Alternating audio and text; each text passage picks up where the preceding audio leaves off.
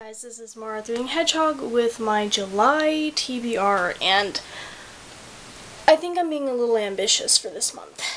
I kind of feel like since I only read 7 or 8 books last month, I kind of need to make up for it this month, and hopefully July will be kind of a slower month so I can actually do that.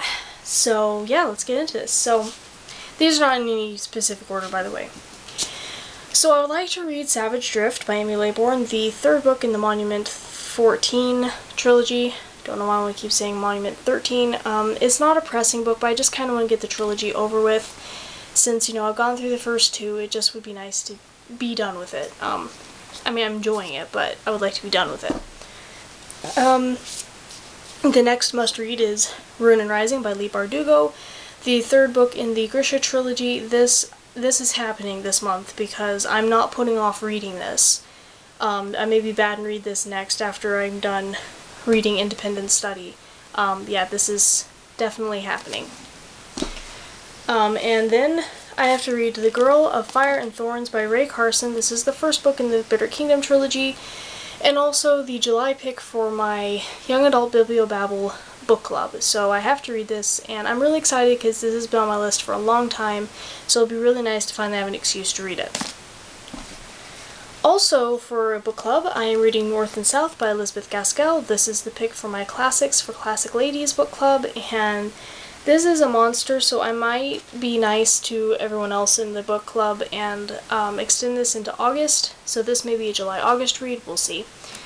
But I'm looking forward to reading it.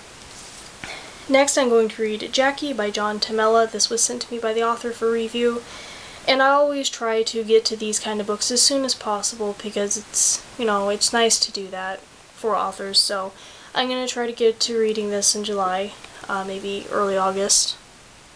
And then there are a couple of books this month that I did not get around to reading, so I am going to add them to my July list and read them. So I have Pirates by Celia Reese. This will be a reread for me. I read this years ago when it first came out, didn't like it, and so now I'm excited to read it again and see if my opinions changed at all. And then I have Diamonds in Deceit by Layla Rashid. This is the 2nd book in the At Somerton series, which is kind of like a Downton Abbey for teens, and really excited to see what happens next. And then I'm going to read Sea Monster by Jordan Quinn, the 3rd book in the Kingdom of Renly series. This should not even be a half-hour long read, just a quickie that I'm looking forward to jumping into. And I don't have it with me because I forgot to grab it, but I'm also going to finish reading Independent Study by Joelle Charbonneau, which is the 2nd book in the Testing trilogy. And then I have a bunch of ARCs I have to read. So I'm going to read The Young World by Chris Weitz. This comes out sometime in July, and hopefully I can read this in time before it actually comes out.